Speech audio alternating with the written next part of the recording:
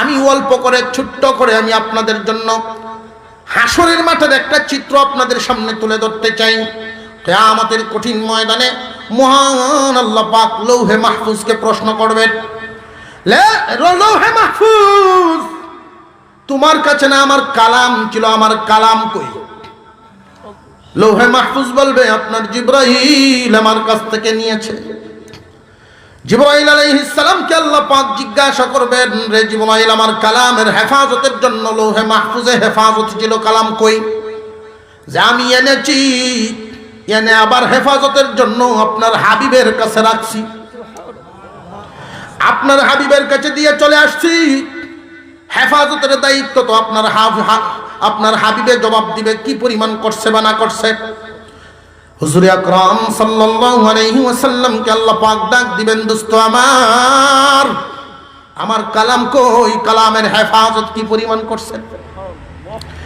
আমি তো আপনার কালামের হেফাজত করেছি, এখন কই? আমার উম্মতের কাছে এই কালাম রেখে আসছি, আপনার এই কালামের হেফাজত আমার উম্মতেরা করবে।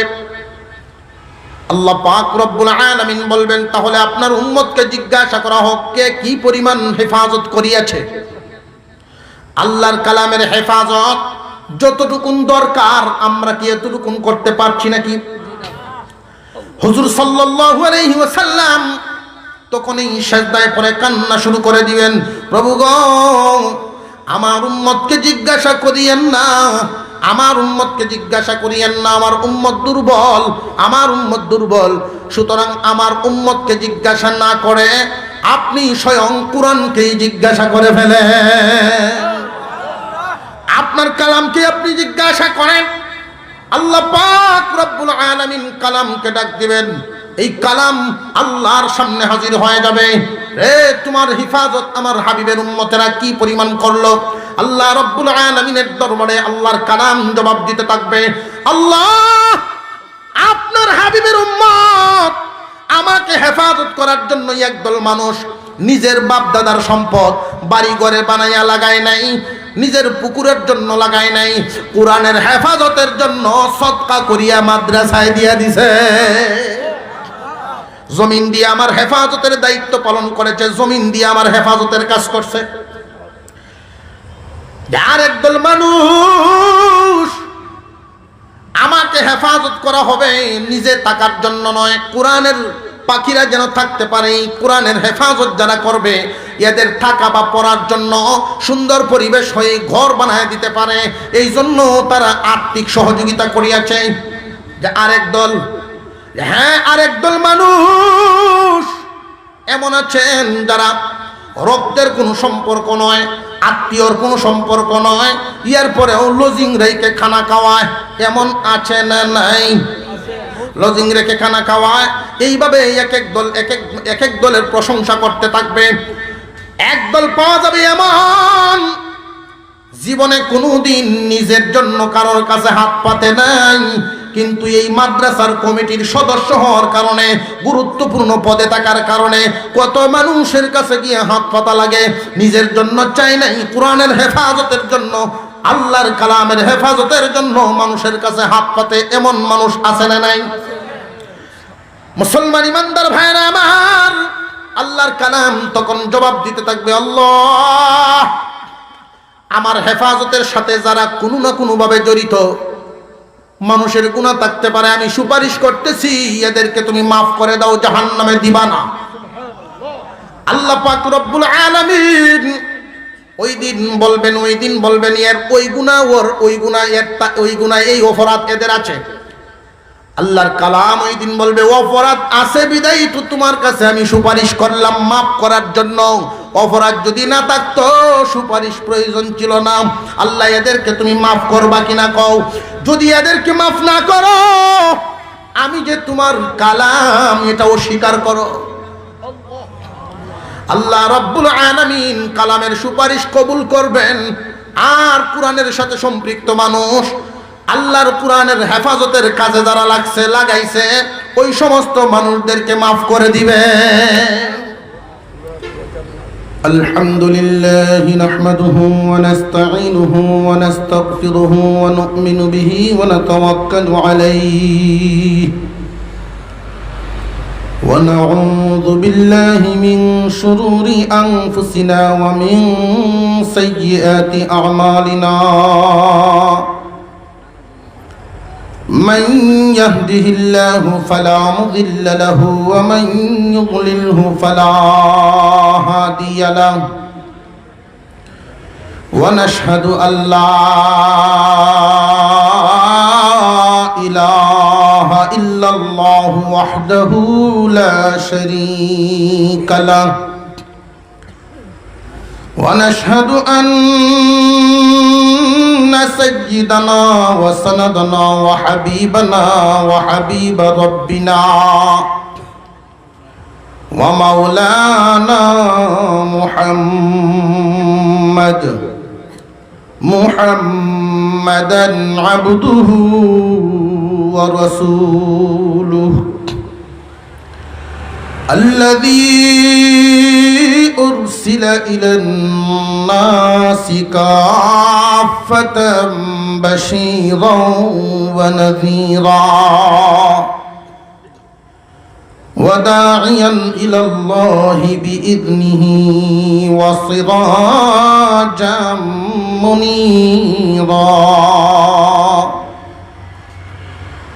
أما بعد فأعوذ بالله من الشيطان الرجيم بسم الله الرحمن الرحيم وقضى ربك ألا تعبدوا إلا إياه وبالوالدين إحسانا إما يبلغن عندك الكبر أحدهما أو كلاهما فلا تقل لهما أف ولا تنهرهما وقل لهما قولا كريما واخفض لهما جناح الذل من الرحمة وقل رب ارحمهما كما ربياني صغيرا صدق الله العظيم وقال رسول الله صلى الله عليه وسلم إن الجنة تحت أقدام الأمهات وصدق رسوله النبي الكريم ونحن على ذلك من الشاهدين والشاكرين والحمد لله رب العالمين اللهم صل على محمد وعلى آل محمد كما صليت على إبراهيم وعلى آل إبراهيم إنك حميد مجيد اللهم بارك على محمد وعلى آل محمد كما باركت على إبراهيم وعلى آل إبراهيم إنك حميد مجيد হবিগঞ্জ জালাদিন বাহুবল দৌলতপুর চারগাঁও ঐতিহ্যবাহী দ্বীনি শিক্ষা প্রতিষ্ঠান মাদ্রাসায়ে আশরাফিয়ার উদ্যোগে আয়োজিত ওয়াজ ও দোয়া মাহফিলের শ্রদ্ধাভাজন সভাপতি সাহেব হযরত উলামায়ে কেরাম মুরব্বিয়ান আযম সর্বস্তরের মুসলমান ভাইয়েরা পর্দার আড়াল থেকে আলোচনা শুনছেন দিনদার ইমানদার মুসলমান মা ও বোনেরা, আল্লাহ পাক রব্বুল আলামিনের দরবারে অন্তরের অন্তঃস্থল থেকে শুকর আদায় করি, যিনি পুরা এলাকা থেকে বাছাই করে করে আমাদেরকে আজকের এই জান্নাতের বাগানের মেহমান বানিয়েছেন। এজন্য সকলে সমস্বরে বলি আলহামদুলিল্লাহ। আমি আপনাদের সামনে পবিত্র কোরআনুল কারীমের সূরা বনী ইসরাঈল থেকে 2খানা আয়াতে কারিমা তিলাওয়াত করেছি। নবীজির অসংখ্য হাদিস থেকে 1খানা হাদিস পাঠ করেছি। কোরআনুল কারীমের 2 আয়াত এবং নবীজির হাদিসকে সামনে রেখে আমি একটা বিষয় আলোচনা করব, যেই বিষয়টা এতটাই জরুরি। আল্লাহ পাক রব্বুল আলামিন পথ ভুলা মানুষকে পথ দেখানোর জন্য অসংখ্য অগণিত পয়গম্বর যুগে যুগে পাঠিয়েছেন। আল্লাহ ভোলা মানুষগুলোকে যেন আল্লাহ তাআলার সাথে সম্পর্ক জড়ায় দেয়, পথহারা মানুষকে যেন জান্নাতের পথে উঠায় দেয়। নবীগণকে আল্লাহ পাক রব্বুল আলামিন যুগে যুগে পাঠাইছেন, যুগে যুগে পাঠাইছেন। আল্লাহর পক্ষ থেকে বিধান দান করেছেন। কিছু কিছু বিধান এরকম ছিল যে নবী আছেন, বিধান আছে, নবী পরিবর্তন হয়ে গেছেন, বিধানও পরিবর্তন হয়ে গেছে। নূহ আলাইহিস সালামের জামানায় এমন কিছু বিধান ছিল যেইগুলো ইব্রাহিম আলাইহিস সালামের জামানায় এসে পরিবর্তন হয়ে গেছে। ইব্রাহিম আলাইহিস সালামের জামানায় এমন কিছু বিধান ছিল যেগুলো মুসা আলাইহিস সালামের জামানায় এসার নাই, পরিবর্তন হয়ে গেছে। মুসা আলাইহিস সালামের জামানার কিছু বিধিবিধান আমাদের পয়গম্বর পর্যন্ত এসে পরিবর্তন হয়ে গেছে। কিন্তু এমন কিছু বিধিবিধান রয়েছে নবী পরিবর্তন হয়েছেন কিন্তু এই বিধান পরিবর্তন হয়নি। যেইভাবে আদম আলাইহিস সালাম থেকে শুরু করে আমাদের নবী পর্যন্ত যেইভাবে প্রথম যুগে ছিল, আমাদের নবী পর্যন্ত আছে, এখন পর্যন্ত আছে, কিয়ামত পর্যন্ত এই বিধান এভাবেই থাকবে।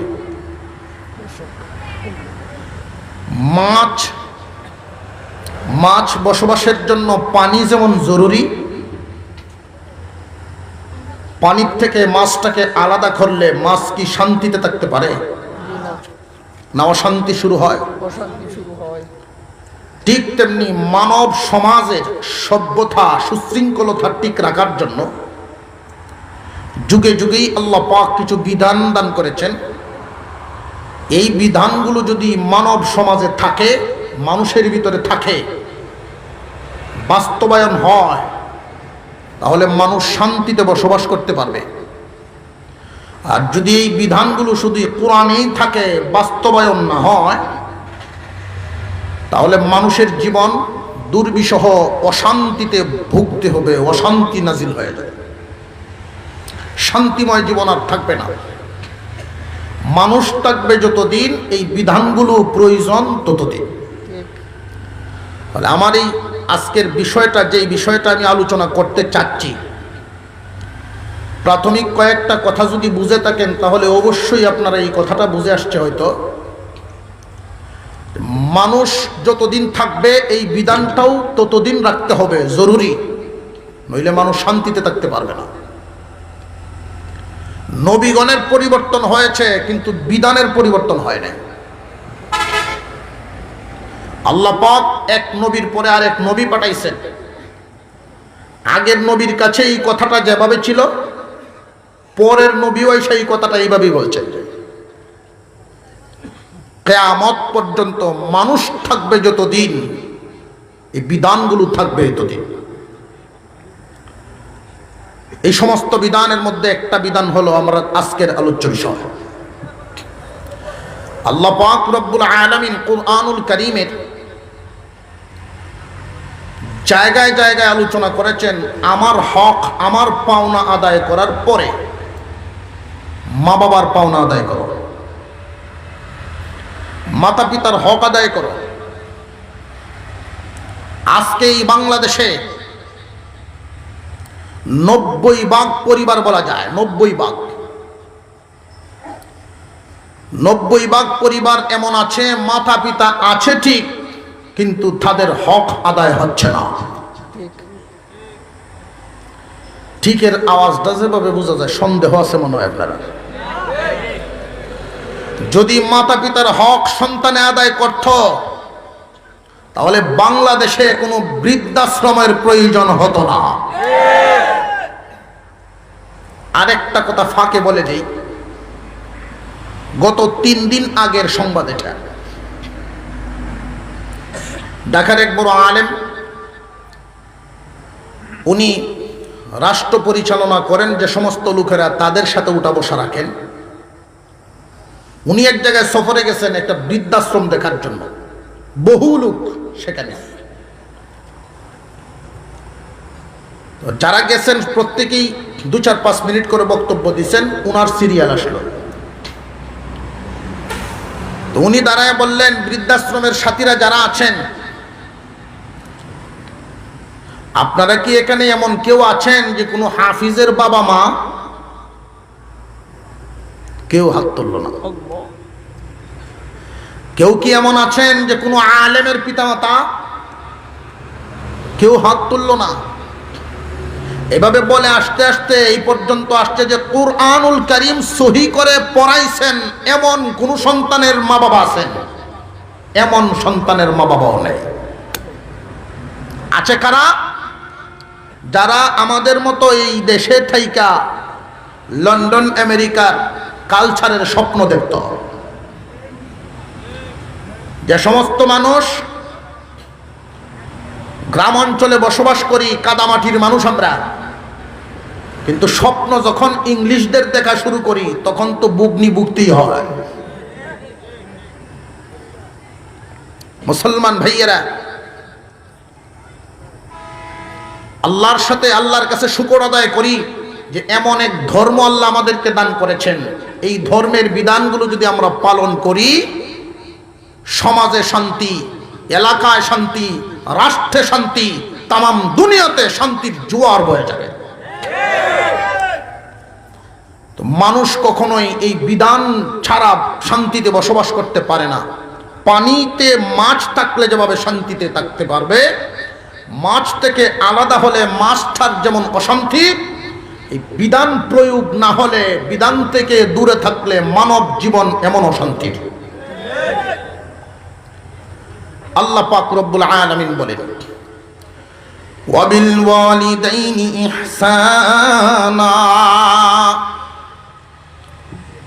হে দুনিয়ার মানুষ, তোমরা তোমাদের মা বাবার প্রতি ইহসানপূর্ণ আচরণ করো। তোমরা তোমাদের মা বাবার সাথে দয়ার আচরণ করো। ইহসানপূর্ণ আচরণ, দয়ার আচরণ।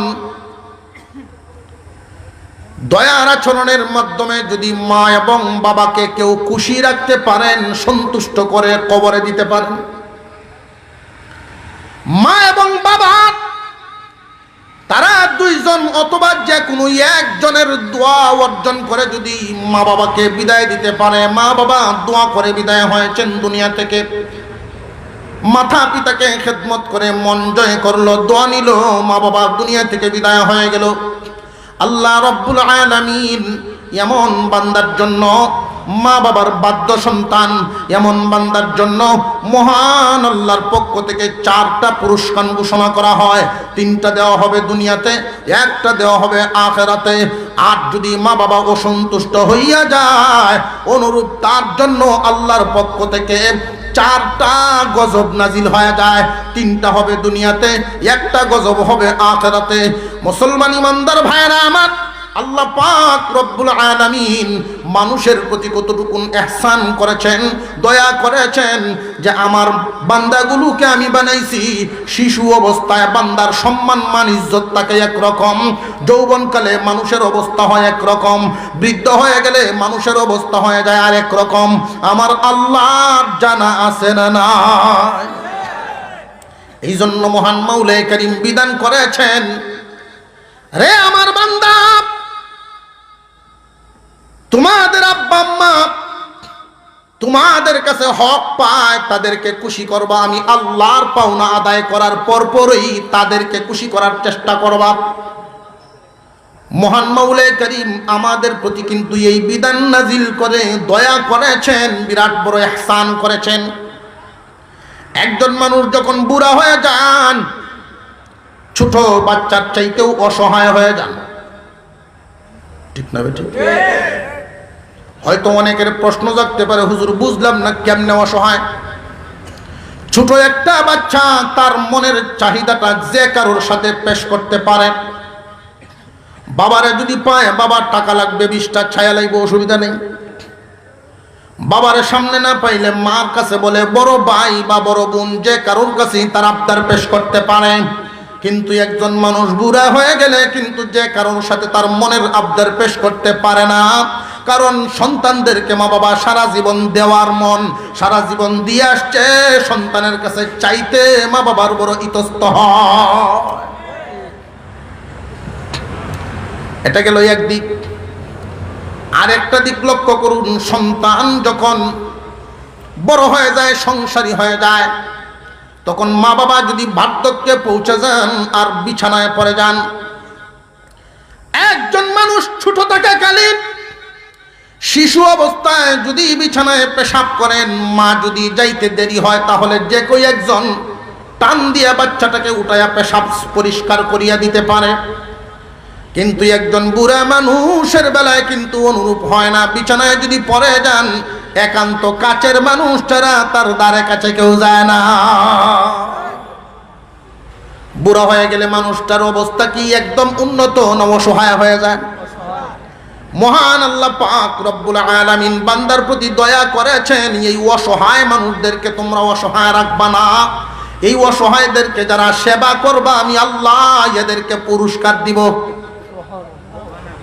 সুবহানাল্লাহ। আপনারা খুব পরিশ্রাম তো ক্লান্ত মনে হইতেছে আমার কাছে। পুরস্কার দিবেন কে?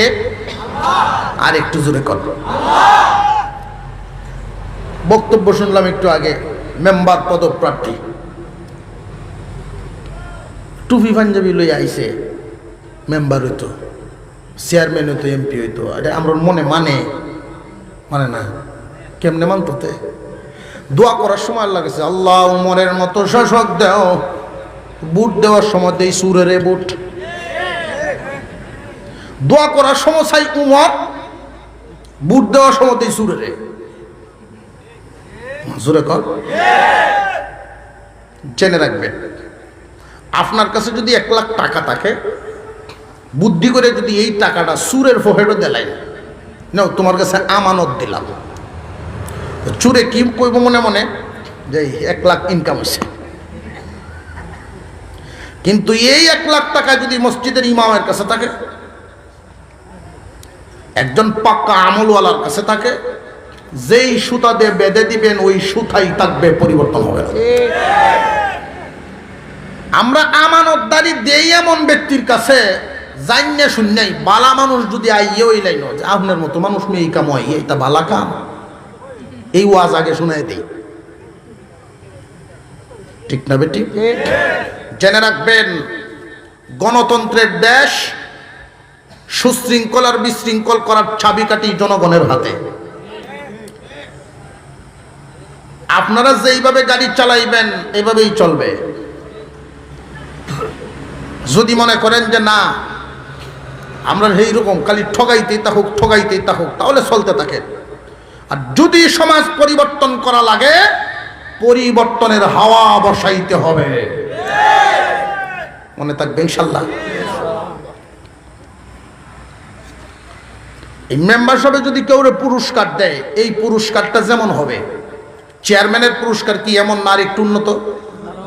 আর একটু জোরে কর। চেয়ারম্যানের পুরস্কারের চাইতে এমপির পুরস্কারটা কি এমন না আর একটু উন্নত? প্রধানমন্ত্রী দিলে আল্লাহু আকবার, আল্লাহ বলছেন পুরস্কার দেওয়া হবে 4টা। আমার অসহায় বান্দাবান্দিকে যারা সহায় দিবে, সহায়তা দিবে, সেবা করবে, মাতা পিতাকে সন্তুষ্ট করবে, আল্লাহ তাআলার এই আদেশটা যারা পালন করতে পারবেন, আল্লাহ পুরস্কার দিবেন কয়টা?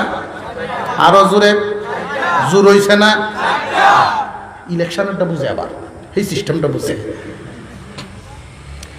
3টা দিবেন দুনিয়াতে, 1টা দিবেন আখিরাতে।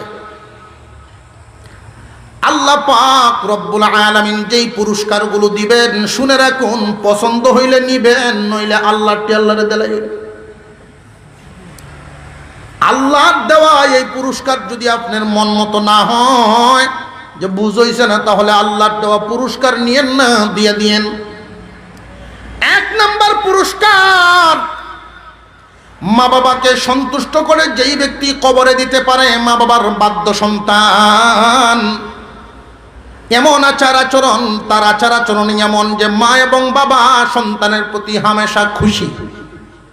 মা বাবার জন্য এমন আচার আচরণ সে পেশ করে যে মা বাবা তার প্রতি খুশি হইয়া আল্লাহর কাছে তার জন্য, সন্তানের জন্য দোয়া করে।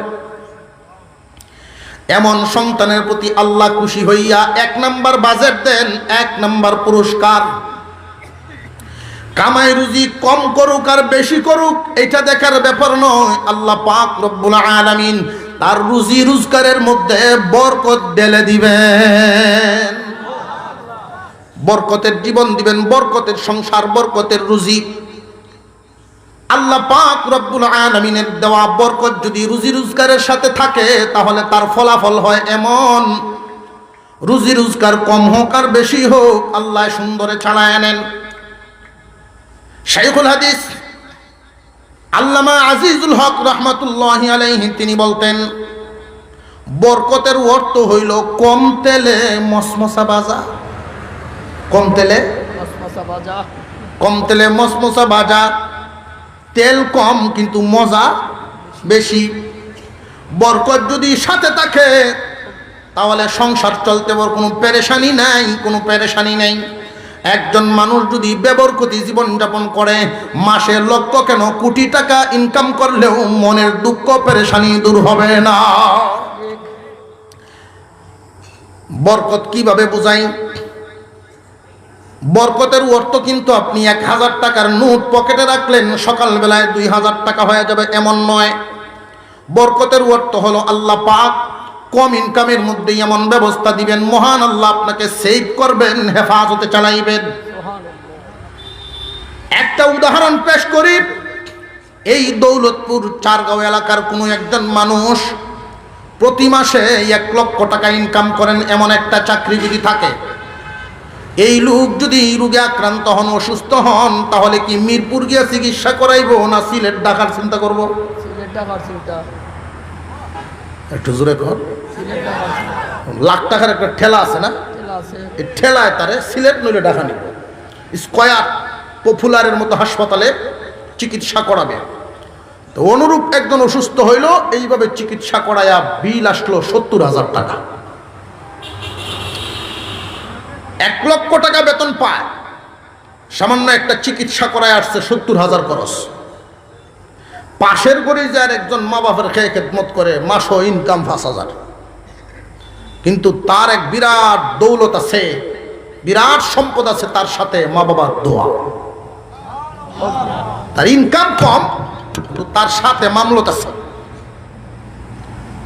সে গেল মিরপুরের মতো বাজারে, বড় এক ফার্মেসি। এই ফার্মেসি হলে তারে ডাক দিছে, কি ব্যাপার তুমি বাজারে? তো জেনে রাখবে,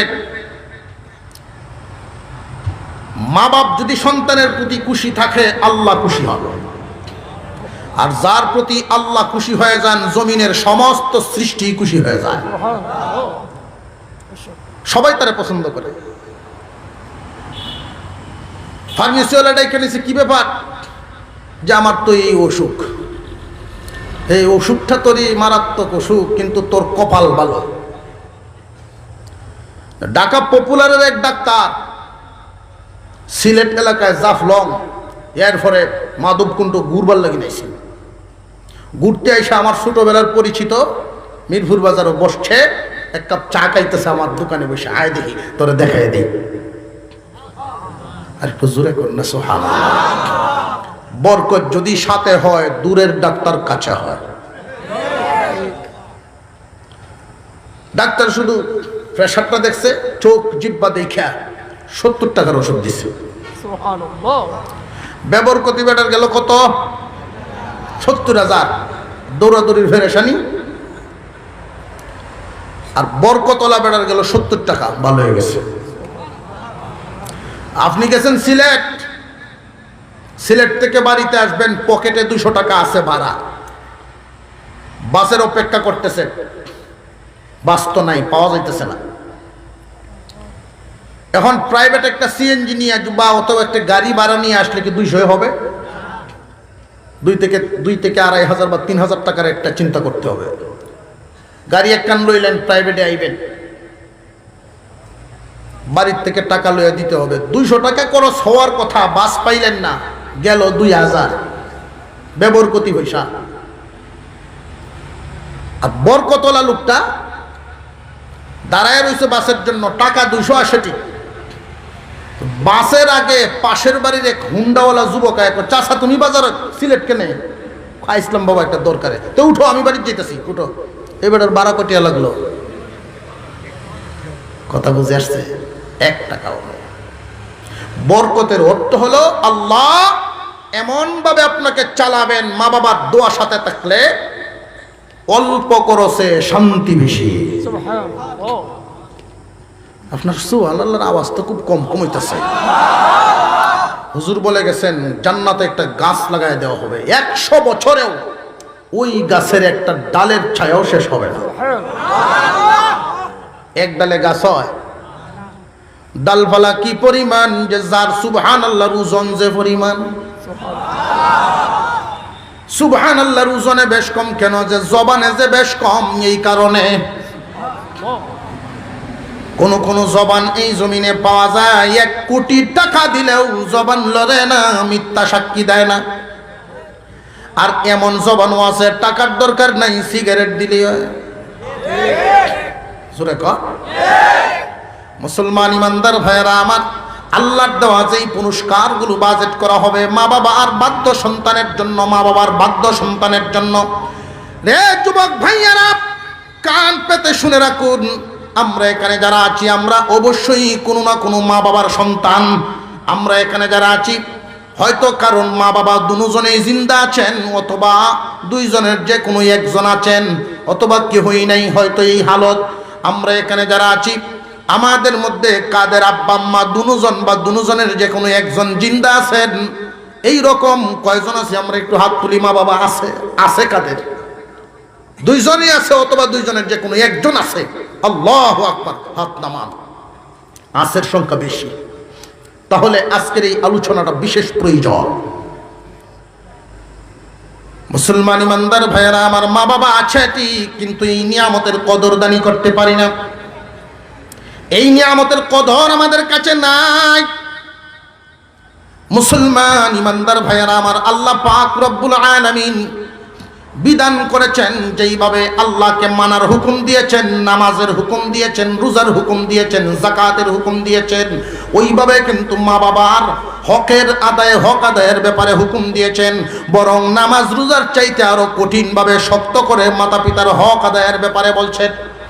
যেই মানুষটা, যেই যুবক মা এবং বাবার পাওনা আদায় করতে পারবে, তাদেরকে খুশি করতে পারবে, আল্লাহ পাক 1 নাম্বার পুরস্কারটা দিবেন, মহান আল্লাহ তাদের রুজি রোজগারে বরকত ঢেলে দিবে। 1 নাম্বার পুরস্কার। আর যদি মা বাবাও সন্তুষ্ট হয়ে যায়, পুরাপুরি বিপরীত হবে। প্রতি মাসে লক্ষ লক্ষ টাকা ইনকাম করলেও পেরেশানি দূর হবে না। মোটা অঙ্কের টাকা নিয়ে বিভিন্ন পীর বুজুর্গের দরবারে গিয়া হাতিয়া দেয় দোয়া করানোর জন্য। হুজুর দোয়া করেন, প্রাইভেট কারটা আপনারা হাতিয়া দিলাম, শুধু দোয়া করে দিয়েন যাতে পেরেশানি দূর হয়ে যায়। ব্যবসা বাণিজ্যে শুধু আউলা জল্লা, কসম করে বলতে পারি তাম পৃথিবীর সকল বুজুর্গানে দিন একত্র হয়েও যদি দোয়া করে এই দোয়া আসমানে উঠবে না, কারণ তোমার সিন্ধুকে তালা মারা। দুয়ার সিন্ধুক তো তোমার ঘরের ভাই মুসলমান, ঘরের সিন্ধুকে তালা মেরে তাম দুনিয়া ঘুরলেও কোনো লাভ নেই। মা বাবার কাছ থেকে দোয়া নেন, মা বাবা যেইভাবে সন্তানের জন্য দোয়া করবে এই দোয়া কিন্তু আর কেউ জানে না। আর মা বাবা হাত তুলে দোয়া করা লাগে না, এটা একটা কানেকশন মহান মাওলা কুদরতি ভাবে লাগায়া রাখছেন। মা বাবা খুশি হইলেই তোমার জন্য দোয়া তোমার অ্যাকাউন্টে জমা হয়ে যায়। মা বাবারে খুশি করলা তোমার অ্যাকাউন্টে টাকা জমা হয়ে যায়, তোমার অ্যাকাউন্টে নিয়ামত জমা হয়ে যায়। মা বাবারে তুমি যদি সন্তুষ্ট করতে পারো মহান আল্লাহ তোমার রুজি রোজগারে বরকত দিবেন। আর যদি অসন্তুষ্ট হইয়া যায় কোটি টাকা কামাইলেও শান্তি মিলবে না। 2 নাম্বার নিয়ামত মা বাবার বাধ্য সন্তানের জন্য। দ্বিতীয় নিয়ামতটা হলো সন্তানগুলোকে আল্লাহ তাআলা মানুষের মতো মানুষ বানায়া দিবেন। মহান আল্লাহ পাক রব্বুল আলামিন যেই সমস্ত সন্তানাদি আমাদেরকে দান করবেন, আমাদের আব্বা আম্মার দোয়া যদি সাথে থাকে, এই দৌলত যদি সাথে রাখতে পারেন, এর বরকতে সন্তানাদিগুলো মানুষের মতো মানুষ হয়ে যাবে।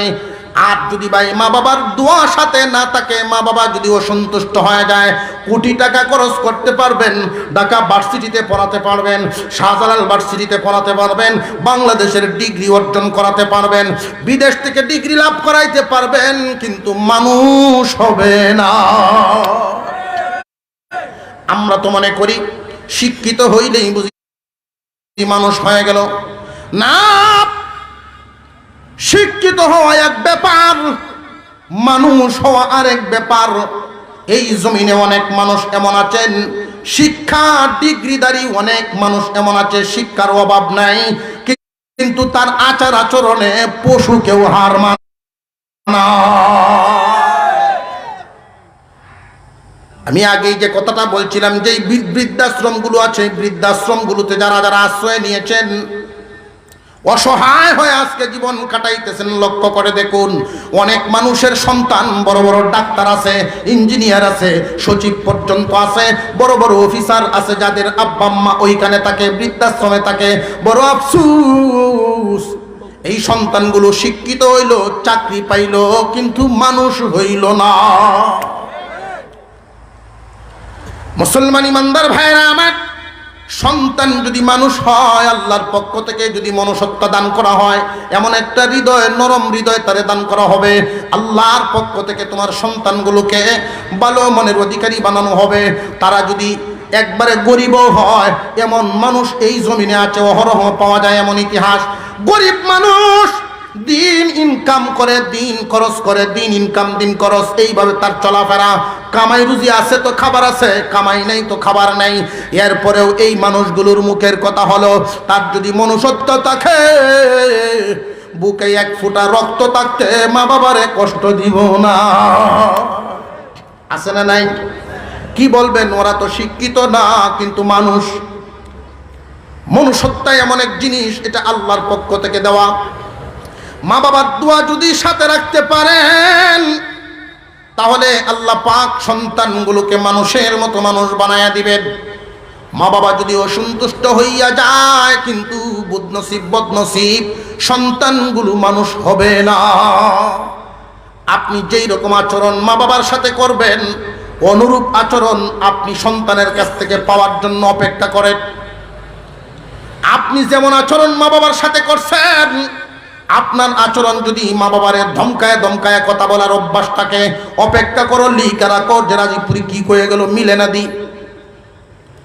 যা আচরণ করবেন অনুরূপ আপনার জন্য অপেক্ষা করতেছে। আপনি যদি ভালো করেন ভালো পাইবেন, মন্দ করলে দ্বিগুণ মন্দ পাইবে। 3 নাম্বার নিয়ামত, মা এবং বাবা যদি খুশি থাকেন, তাদের সন্তুষ্টি অর্জন যদি করতে পারেন, যদিও একটু কষ্ট হয় সন্তুষ্ট অর্জন করতে। আল্লাহ পাক নিয়ামতগুলো যে দিচ্ছেন, নিয়ামতগুলো কি ছোট না অনেক বড় বড়? আর একটু জোরে বলো। কে কে ঘুমে আছেন একটু হাত তুলেন তো দেখি। মাশাআল্লাহ, আজকে ফাঁস, আজকে ফাঁস অনেকে। আমি প্রায় সময় কামটা করি। এক বেটায় বউ মারা গেছে। আপনার এটা আবার করেন না, মারার আর মানুষ হইলেন না, হুজুর বউ রে মাল্লাই মরতে পারে না।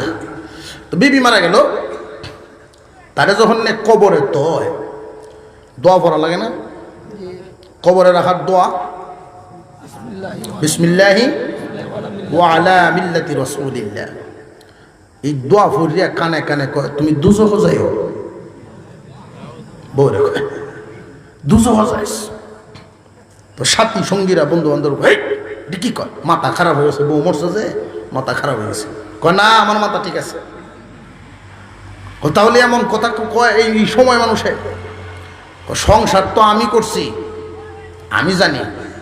কি জানো যে আমি দুনিয়াতে ও থাকতে আমার সাথে যে চলাফেরা এটা হইলো, আমি যা বলতাম তার উল্টা করতো, আমি যা বলতাম তার বিপরীত করতো। যদি বলছি যে বাবার বাড়ি যাওয়া যাবে না, ঘরে আয় দেখি ব্যাগ রেডি, যাইব। এই জন্য বলছি যে দুজহ যাইস যাতে জান্নাতও যায়, বিপরীত উল্টা যাইব। আল্লাহ পাক রব্বুল আলামিন যেই নিয়ামতগুলো আমাদেরকে দিতেছেন, এই যে বললাম মা বাবার সন্তুষ্টির সাথে থাকলে নিয়ামত পাওয়া যাবে। ছোট ছোট না, অনেক বড় গুরুত্বপূর্ণ। একজন মানুষ শান্তিতে জীবন কাটানোর জন্য কত পেরেশান। আমরা এখানে যারা আছি, শুধু আমরা না, যারা গাড়ি চালাইতেছে জিজ্ঞাসা করবেন কেন? জীবনটা চালানোর জন্য, ভরণ পোষণ সংসার চালাইতে হয়। একবারে নিম্ন স্তর থেকে সচিবালয় পর্যন্ত প্রত্যেকটা মানুষ তো দুনিয়াতে চলার জন্যই কিছু ইনকাম করে। আল্লাহ পাক ওই জায়গাটা সহজ করে দিবেন, বরকত ঢেলে দিবেন। আস্তে আস্তে কহেন সুবহানাল্লাহ। কেউ শুনলে অসুবিধা নেই তো? সুবহানাল্লাহ কেউ শুনলে অসুবিধা আছে? সুবহানাল্লাহ শব্দের অর্থ আল্লাহ পবিত্র। কেউ যদি বলেন আল্লাহ পবিত্র, আল্লাহ বলেন বান্দা তোমারে পবিত্র বানায় দিলাম।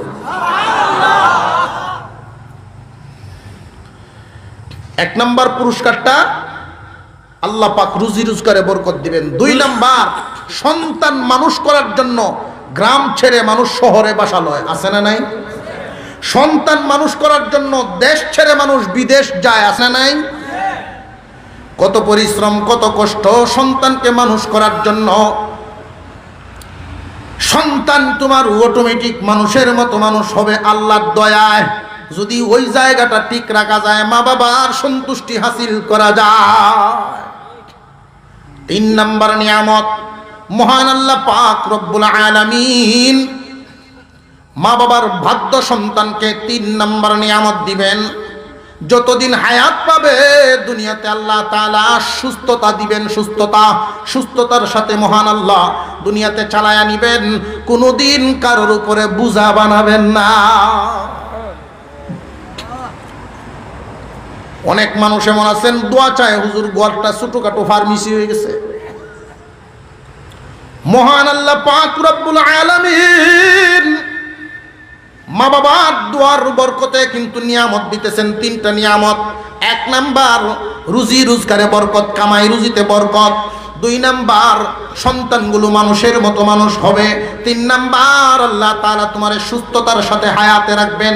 এই হায়াতটা সুস্থতা দিবেন, সুস্থতা দিয়া ডাইকা রাখবেন। এই 3টা নিয়ামত হলো দুনিয়াতে। আর একটা নিয়ামত হলো আখেরাতে। মা বাবার বাধ্য সন্তানের আখেরাতের নিয়ামত হলো, মহান পয়গম্বর বলেন আখেরাতের নিয়ামতটা হলো মা এবং বাবার সন্তুষ্টির কারণে, মা বাবার সন্তুষ্টির কারণে জান্নাতের 2টা দরজা খুলে রাখা হবে। মা বাবার বাধ্য সন্তান যেটা দিয়া ইচ্ছা ওইটা দিয়েই জান্নাতে ঢুকবে। প্রশ্ন করতে পারেন, হুজুর মা বাবার সন্তুষ্টি অর্জন করা সাংঘাতিক কঠিন কাজ। কঠিন কাজ। অনেকের মনে এরকম যে মা বাবার সেবা করি ঠিক মন পাই না, এমন আছে না নাই? ওই তো পারেনি না পারে না। ভাই খুব গুরুত্বের সাথে কয়েকটা কথা বলবো। আপনারাও মনোযোগের সাথে শুনবেন।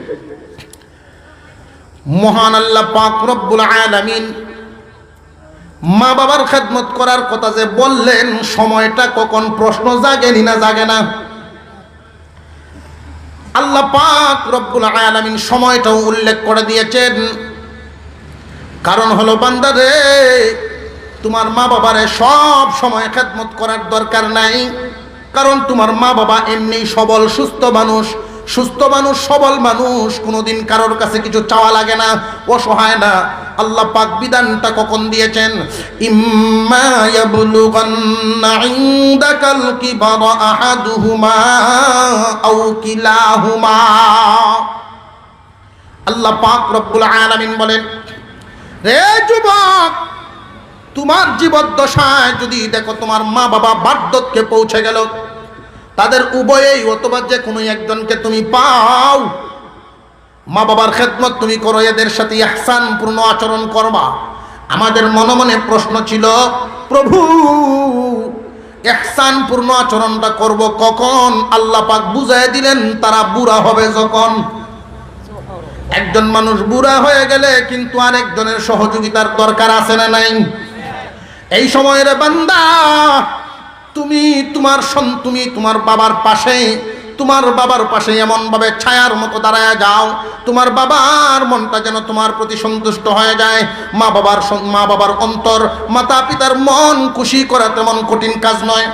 আল্লাহ পাক রব্বুল আলামিন বলে দিয়েছেন, তারা যখন বুড়া বুড়ি হইয়া যায়, একজন মানুষ অসুস্থ হয়ে গেলে, একজন মানুষ দুর্বল হয়ে গেলে, আল্লাহ পাক রব্বুল আলামিন ওই বান্দাকে কিন্তু ছেড়ে দেন না।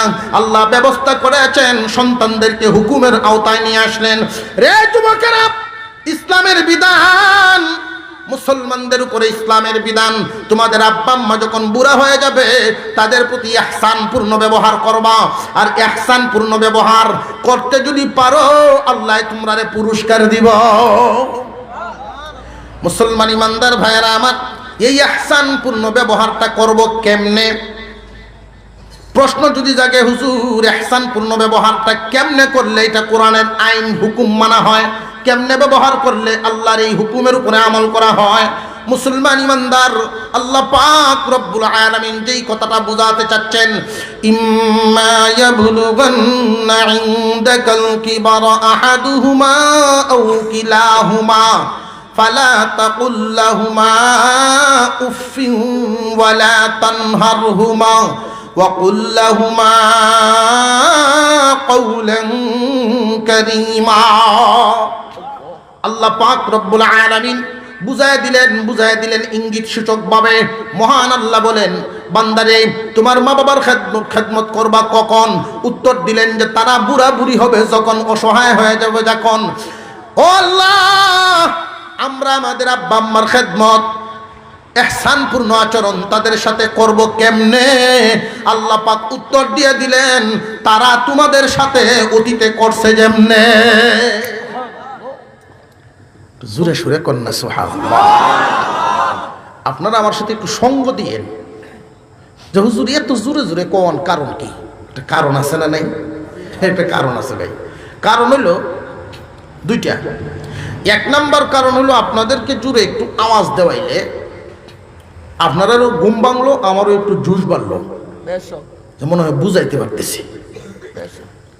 দুই নাম্বার লাভ হইল, দুই নাম্বার কারণ, আমরা এখানে আসাতে শয়তান খুশি না বেজার? আর একটু জোরে কর।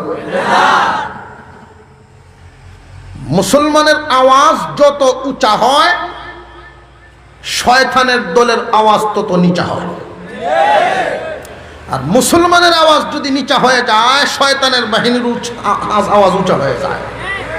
এই জন্য আমরা আওয়াজটা উঁচায় দেই। মুসলমানের আওয়াজ যতক্ষণ পর্যন্ত যায়, শয়তান এর আশেপাশে ভিড়তে পারে না।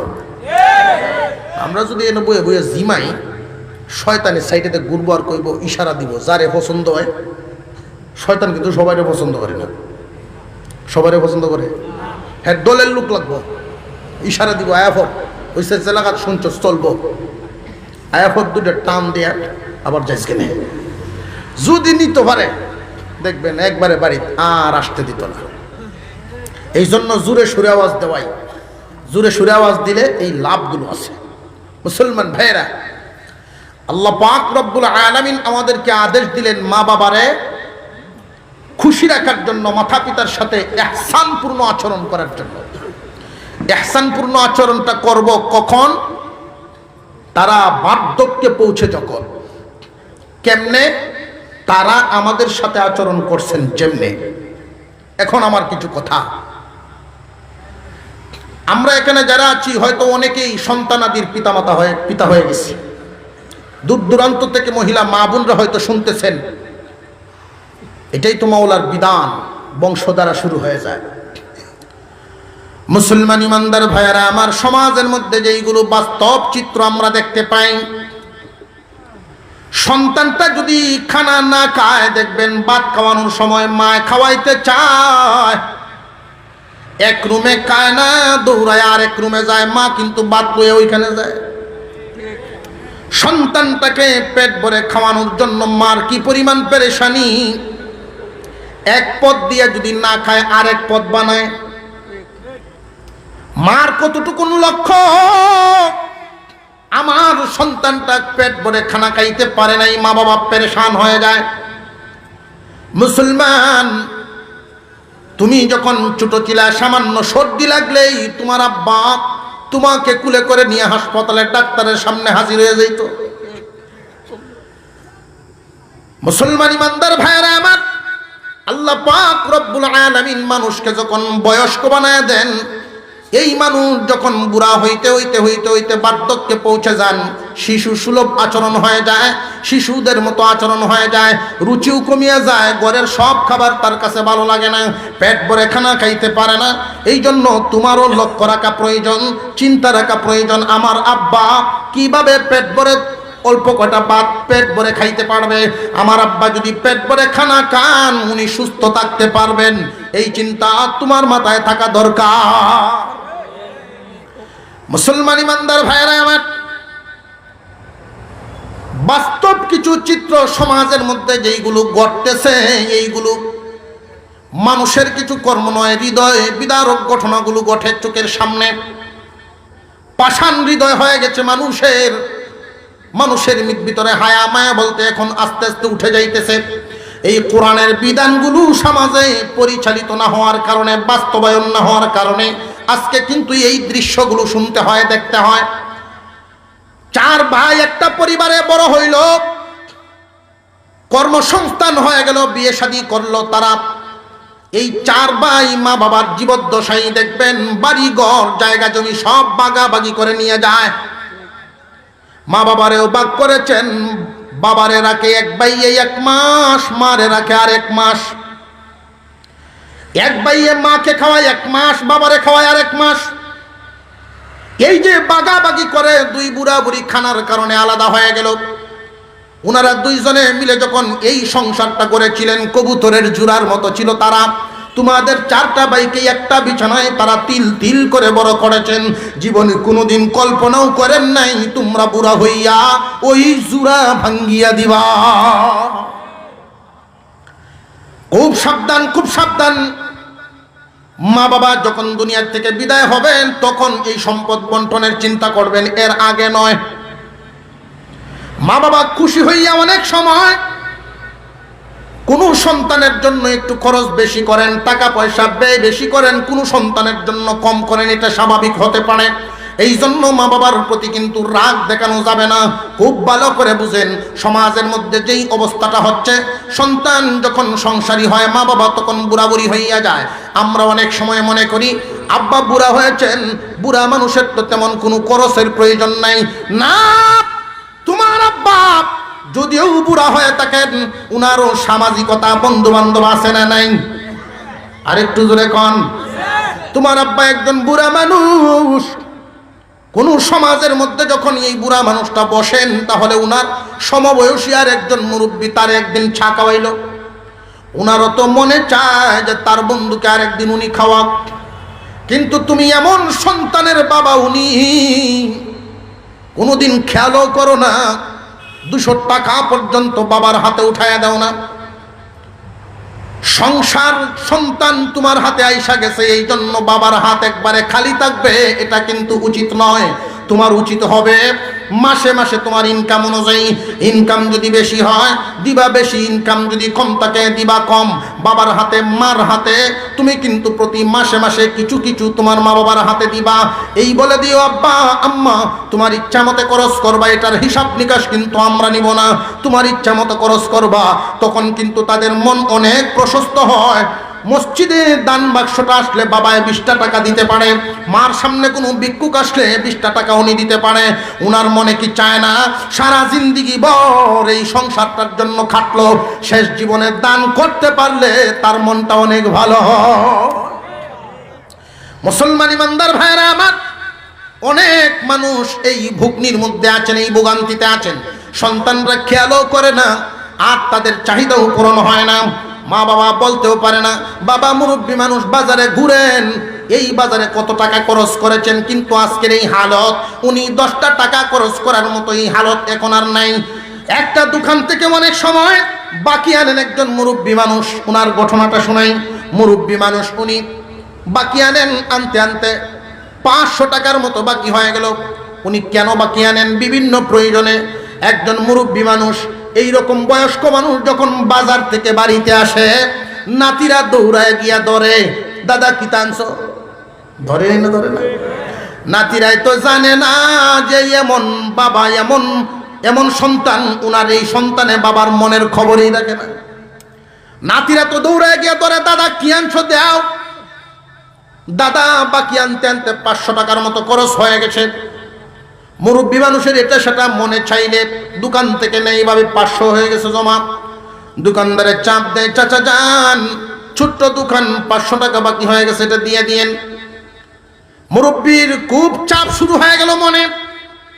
উনার একাধিক ছেলে আছে, কোনটার কাছে চাইবেন চিন্তা করতেছেন। বড়টার কাছে চাইলে কি বলে না বলে, কারণ বাবা তো এমন জন, সারা জীবন সন্তানকে দেওয়ার মন, দেওয়ার হাত, কোনোদিন ছায়া তো অভ্যাস নেই, এই জন্য উনি চাইতে পারে না।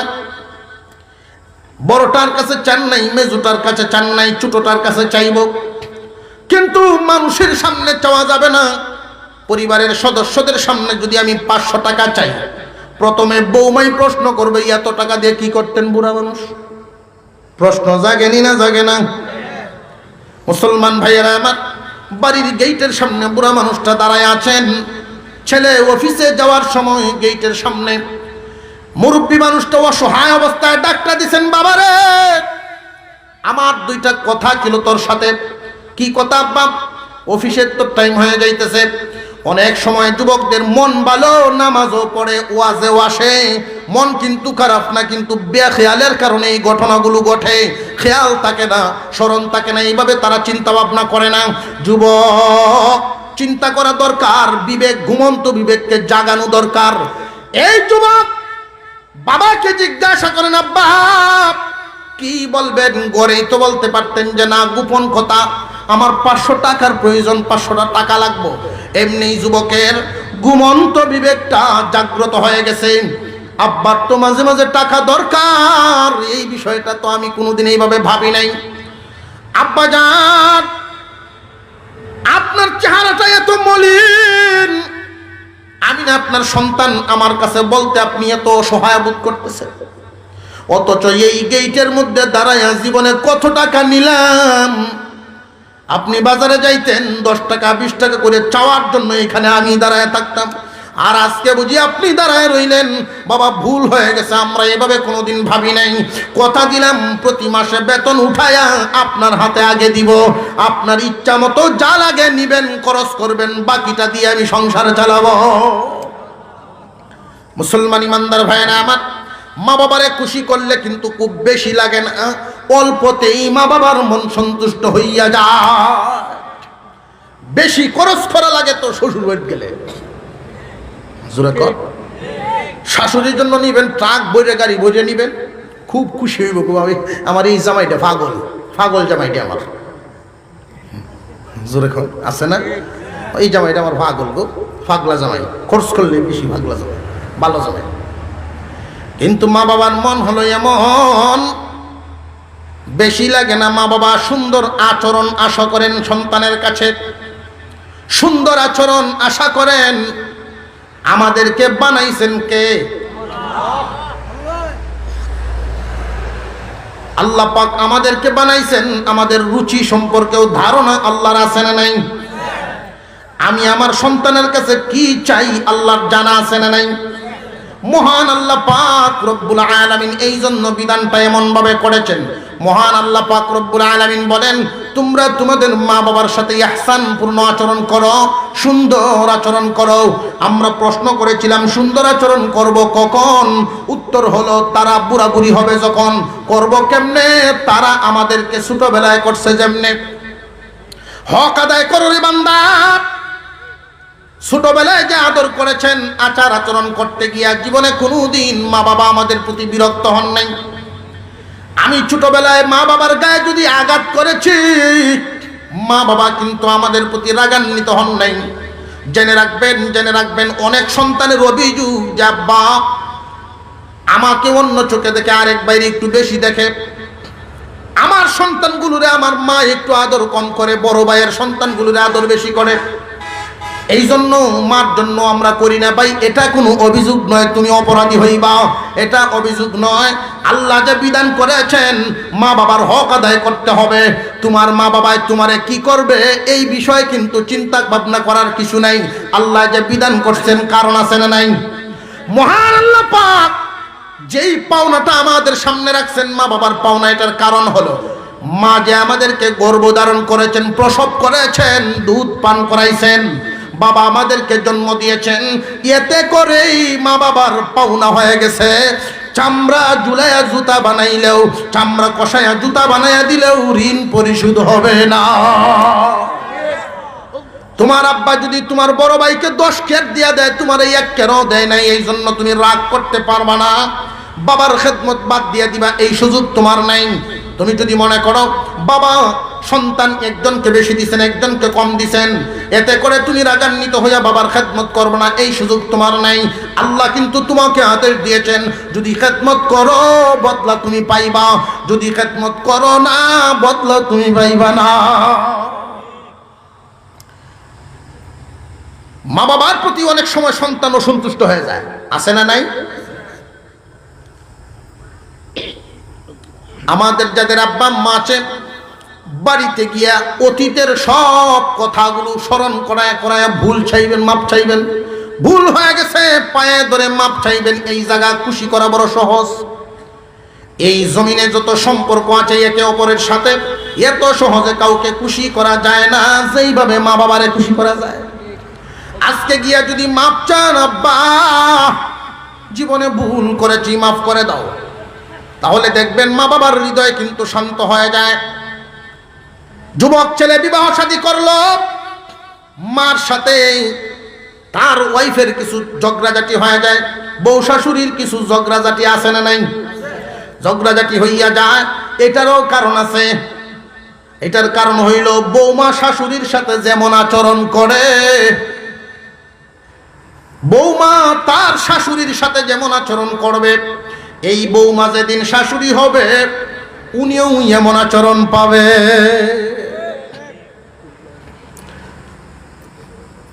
বউ শাশুড়ির মধ্যে কথা কাটাকাটি শুরু হয়ে গেল। ছেলে প্রস্তাব দিল আমি আলাদা হয়ে যাব, জমা জমি আমাকে কি দিবা দিয়ে দাও। বিচারের কথা কি, সে কি বাবার কাছে কিছু ভাই নাকি? ফাইব কখন? বাবা থাকবে না। বাবা ডাক দিয়া বলেন, এই সংসার যা দেখছ সবকিছু তো তোর জন্যই কামাইছি রে বাবা। আজকে তুই আলাদা হয়ে যাবি, বিবির কথায় তুই আমাদের প্রতি অসন্তুষ্ট হয়ে গেলি, নে এই ঘর তোর, সংসার সবকিছু দিয়া দিলাম তোরে, আমরা দুই বুড়া বুড়ি ছোট্ট ঘরটার মধ্যে থাকবো, অসুবিধা নাই। আলাদা হয়ে গেল। যুবক ছেলে বিবির কথায় এমন রাগান্বিত হয়েছে, মার সাথে বাবার সাথে কথা পর্যন্ত বলে না। একদিন দুই দিন এইভাবে যাইতে যাইতে 3টা বছর চলে গেছে। 3 বছর পর্যন্ত মা বাবার সাথে কোনো কথা নাই। আল্লাহ পাক রব্বুল আলামিন দয়া করে তাকে একটা ছেলে সন্তান দান করলো। এই যুবক ছেলেটার ছেলে সন্তান জন্মগ্রহণ করার পরে প্রথম বাচ্চা কান্নাকাটি করে সারা রাত কান্দে, একটু পরে পরে পেশাব করে। বাচ্চার জন্য যেই পরিমাণ কাপড় বাজেট করা হয়েছে, এক একটা কাপড় পাল্টায়, আবার পেশাব করে আর একটা কাপড় পাল্টায়, আবার পেশাব করে আর একটা কাপড় পাল্টায়, ওইভাবে সারাটা রাত চলে গেল। বাবা এই বাচ্চার বাবা সাথে শুয়ে শুয়ে দৃশ্যটা দেখতেছেন। এই যুবকে দৃশ্য দেখে মনে মনে ভাবেন, হায় রে, এই বিছানার মধ্যে, এই ঘরের মধ্যে আমিও তো একদিন এইভাবে জন্মগ্রহণ করেছিলাম। আমার মা আমাকেও তো এইভাবেই মনে হয় লালন পালন করেছিলেন, কষ্ট করেছেন। বাবা পাশে শুয়ে ঘুমাইতে পারেন নাই, আর মা আমাকে বুকের উপর থেকে নিচে রাখেন নাই। ফজরের আজান পর্যন্ত অপেক্ষা করে চিন্তা করতেছে যে আমার মা বাবার প্রতি আমি কত জুলুম করলাম। যুবকের মনে ধাক্কা লাগছে বিষয়টা, ঘুমন্ত বিবেকটা তার জাগ্রত হয়েছে। ঘর থেকে যখন বাহির হয়ে যায়, বিবি ডাক দেয়, রাতে কোনো শেষ হয় নাই, তুমি কই যাও? আমি যাইতেছি, বহু দিন হয়ে গেছে, দরজা বন্ধ, গিয়া দেখি এখনো আমার বরকত রহমতের দরজা খোলা যায় কিনা। ঘরের সামনে গেছে ফজরের আগ মুহূর্তে, ওইখানে গিয়া যখন ডাক মারছে, আব্বা আম্মা। মা বাবা কেমন জিনিস, মা বাবার সম্পর্কটা কেমন।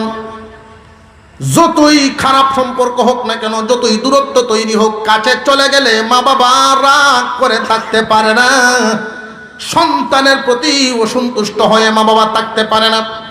যেই মাত্র এই যুবক গভীর রজনীতে ফজরের আগ মুহূর্তে যখন আম্মা আব্বা বলে ডাক মারে, এমনি মা বাবা দুজন একসাথে দরজা খুলে ছেলের সামনে হাজির হয়ে যায়। গভীর রাতে, কি ব্যাপার, 3 বছর ধরে ডাক দেস না রে বাবা, তোর কি কোনো সমস্যা নাকি বাচ্চাটার কোনো বিপদ হইল? কি হয়েছে এত রাত্রে তুই আব্বা আম্মা বলিয়া ডাক মারছস? পায়ের মধ্যে পড়ে গেছে, জড়ায় ধরে বলে, 2 বছরের কোনো অভিযোগ নাই, সরাসরি আমার সন্তানের খোঁজখবর লও, আমার খবর লও। হ্যাঁ রে, এই জন্যই তো আমরা তোর মা বাবা। যখন তোর ওই লাথি মারার কথা মনে হয়, তোরে মুখে উঠায় খাওয়ানোর কথা মনে হয়, এখনকার এই অভিযোগ, এই রাগ গুসা আমার কিচ্ছু মনে হয় না। মা বাবা এমন এক দৌলত, খুব সহজেই খুশি করা যায়। আজকে বাড়িতে গিয়া পায়ে হাত দিবেন, মাপ চায়া নিবেন। আর যাদের আব্বা আম্মা দুনিয়াতে নাই, কবরের পাশে গিয়া জিয়ারত করবেন। যখনই দোয়া করবেন, মাঝে মাঝে এই দোয়ার সাথে রব্বির হামহুমা কামা রব্বায়ানি সগীরা, মা বাবার জন্য বেশি বেশি দোয়া করবেন। কিতাবের মধ্যে আছে, আমরা তো অনেক সময় মাতা পিতার জন্য অনেক কিছু করি। কেউ আছেন প্রতি বছর 10 জন 20 জন আলেম ওলামা আইনে জমায়ে দোয়া করাই, বিভিন্ন প্রতিষ্ঠানের বাচ্চাদেরকে আইনে খানা খাওয়াই। মা বাবার নামে সদকায়ে জারিয়া আছে না নাই? মা বাবার নিয়তে যত সদকা আছে, সদকার যত হাদিস আছে, সবচাইতে মজবুত দলিল হলো, মজবুত দলিলের হাদিস যেটা, ওইটা হলো নগদ আর্থিক দান।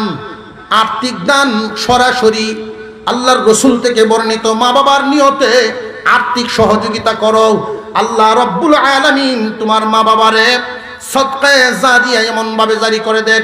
বিশেষ করে দ্বীনি প্রতিষ্ঠান এমন, আসমান থেকে যতদিন এই সদকায়ে জারিয়াও জারি থাকবে ততদিন।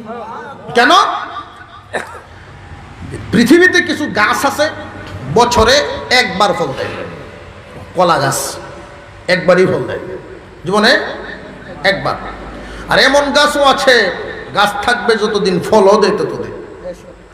সদকায়ে জারিয়া এই প্রতিষ্ঠানগুলো, এইখানে একজন পড়াশোনা করল, এই পড়াশোনা করে ওইখান থেকে বাহির হয়ে গিয়ে আরো 10 জন ছাত্র বানায়, 10 জনে আরো 100 জন বানায়, 100 জনে আরো 1000 জন বানায়, জারি হয়ে গেল। বিশেষ করে মাদ্রাসার কোরআনের খেদমত যেখানে করা হয়, কোরআনের হেফাজতের কাজ, কোরআন শিক্ষার কাজ যেখানে দেওয়া হয়, ওইখানের অবস্থাটা এমন। আমি অল্প করে, ছোট্ট করে আমি আপনাদের জন্য হাসরের মাঠের একটা চিত্র আপনাদের সামনে তুলে ধরতে চাই। কিয়ামতের কঠিন ময়দানে মহান আল্লাহ পাক লৌহে মাহফুজকে প্রশ্ন করবেন, লৌহে মাহফুজ, তোমার কাছে না আমার কালাম ছিল, আমার কালাম কই? লৌহে মাহফুজ বলবে আপনার জিবরাইল আমার কাছ থেকে নিয়েছে। জিবরাইল আলাইহিস সালামকে আল্লাহ পাক জিজ্ঞাসা করবেন, রে জিবরাইল, আমার কালামের হেফাজতের জন্য লৌহে মাহফুজে হেফাজত ছিল, কালাম কই? যে আমি এনেছি, এনে আবার হেফাজতের জন্য আপনার হাবিবের কাছে রাখছি, আপনার হাবিবের কাছে দিয়ে চলে আসছি। হেফাজতের দায়িত্ব তো আপনার হাবিবে জবাব দিবে কি পরিমাণ করছে বা না করছে। হুজুর আকরাম সাল্লাল্লাহু আলাইহি ওয়াসাল্লামকে আল্লাহ পাক ডাক দিবেন, দোস্ত আমার কালাম কই? কালামের হেফাজত কি পরিমাণ করছেন? আমি তো আপনার কালামের হেফাজত করেছি, এখন কই? আমার উম্মতের কাছে এই কালাম রেখে আসছি, আপনার এই কালামের হেফাজত আমার উম্মতেরা করবে। আল্লাহ পাক রব্বুল আলামিন বলবেন, তাহলে আপনার উম্মতকে জিজ্ঞাসা করা হোক কে কি পরিমাণ হেফাজত করিয়াছে। আল্লাহর কালামের হেফাজত যতটুকুন দরকার আমরা কি এতটুকুন করতে পারছি নাকি? হুজুর সাল্লাল্লাহু আলাইহি ওয়াসাল্লাম তখনই সিজদায় পড়ে কান্না শুরু করে দিবেন, প্রভু গো, আমার উম্মতকে জিজ্ঞাসা করিয়েন না, আমার উম্মতকে জিজ্ঞাসা করিয়েন না, আমার উম্মত দুর্বল, আমার উম্মত দুর্বল। সুতরাং আমার উম্মতকে জিজ্ঞাসা না করে আপনি স্বয়ং কুরআনকেই জিজ্ঞাসা করে ফেলেন। আপনার কালামকে আপনি জিজ্ঞাসা করেন। আল্লাহ পাক রব্বুল আলামিন কালামকে ডাক দিবেন, এই কালাম আল্লাহর সামনে হাজির হয়ে যাবে। রে তোমার হিফাজত আমার হাবিবের উম্মতেরা কি পরিমাণ করলো? আল্লাহ রব্বুল আলামিনের দরবারে আল্লাহর কালাম জবাব দিতে থাকবে, আল্লাহ আপনার হাবিবের উম্মত আমাকে হেফাজত করার জন্য একদল মানুষ নিজের বাপ দাদার সম্পদ বাড়ি ঘরে বানাইয়া লাগায় নাই, নিজের পুকুরের জন্য লাগায় নাই, কোরআনের হেফাজতের জন্য সদকা করিয়া মাদ্রাসায় দিয়া দিছে। জমিন দিয়ে আমার হেফাজতের দায়িত্ব পালন করেছে, জমিন দিয়ে আমার হেফাজতের কাজ করছে। আর একদল মানুষ আমাকে হেফাজত করা হবে নিজে থাকার জন্য নয়, কোরআনের পাখিরা যেন থাকতে পারে, কোরআনের হেফাজত যারা করবে এদের থাকা বা পড়ার জন্য সুন্দর পরিবেশ হয়ে ঘর বানায় দিতে পারে, এই জন্য তারা আর্থিক সহযোগিতা করিয়াছে। যে আরেক দল, হ্যাঁ আরেক দল মানুষ এমন আছেন যারা রক্তের কোনো সম্পর্ক নয়, আত্মীয়র কোনো সম্পর্ক নয়, ইয়ার পরেও লজিং রেখে খানা খাওয়ায়, এমন আছে না নাই? লজিং রেখে খানা খাওয়ায়। এইভাবে এক এক দলের প্রশংসা করতে থাকবে। একদল পাওয়া যাবে এমন জীবনে কোনোদিন নিজের জন্য কারোর কাছে হাত পাতে নাই, কিন্তু এই মাদ্রাসার কমিটির সদস্য হওয়ার কারণে, গুরুত্বপূর্ণ পদে থাকার কারণে কত মানুষের কাছে গিয়ে হাত পাতা লাগে। নিজের জন্য চাই নাই, কোরআনের হেফাজতের জন্য, আল্লাহর কালামের হেফাজতের জন্য মানুষের কাছে হাত পাতে এমন মানুষ আছে না নাই? মুসলমান ইমানদার ভাইরা আমার, আল্লাহর কালাম তখন জবাব দিতে থাকবে, আল্লাহ আমার হেফাজতের সাথে যারা কোনো না কোনোভাবে জড়িত, মানুষের গুনাহ থাকতে পারে, আমি সুপারিশ করতেছি এদেরকে তুমি মাফ করে দাও, জাহান্নামে দিবা না। আল্লাহ পাক রব্বুল আলামিন ওই দিন বলবেন এর ওই গুনাহ ওর ওই গুনাহ, এর ওই গুনাহ, এই অপরাধ এদের আছে। আল্লাহর কালাম ওই দিন বলবে, অপরাধ আছে বিদায়ী তো তোমার কাছে আমি সুপারিশ করলাম মাফ করার জন্য, অপরাধ যদি না থাকতো সুপারিশ প্রয়োজন ছিল না। আল্লাহ এদেরকে তুমি মাফ করবা কিনা কও। যদি এদেরকে মাফ না করো, আমি যে তোমার কালাম এটা অস্বীকার করো। আল্লাহ রাব্বুল আলামিন কালামের সুপারিশ কবুল করবেন, আর কোরআনের সাথে সম্পৃক্ত মানুষ, আল্লাহর কোরআনের হেফাজতের কাজে যারা লাগাইছে ওই সমস্ত মানুষদেরকে মাফ করে দিবে। কাদের আব্বা আম্মা নাই একটু হাত তুলেন তো দেখি। মা বাবা নাই বা যে কোনো একজন নাই একটু হাত তুলেন। আল্লাহ দেখতাম মানুষগুলো সোজা করে রাখেন, সোজা করে তেরা করছেন, সোজা করে রাখেন। আল্লাহ এই হাতগুলো দিয়ে মা বাবার কবরে শোয়াইছি, মা বাবার কবরে মাটি দিছি। আল্লাহ আল্লাহ তুমি রহম করো তোমার এই বান্দাদেরকে মা বাবার জন্য সদকা করতে। আমি 30 জন মানুষ চাই মা বাবার যে কোনো একজনের নিয়তে সদকায়ে জারি হিসাবে 30 পারা কোরআনের সাথে সম্পর্ক রেখে 30 জন মানুষ চাই 1000 করে। 30 জন মানুষ উঠা বসা করতে পারবেন না, যদি উঠা বসা করেন খুব কষ্ট পাবো, আমি মুসাফির মানুষ, দোয়া করব আপনাদের জন্য। আপনার নাম কি?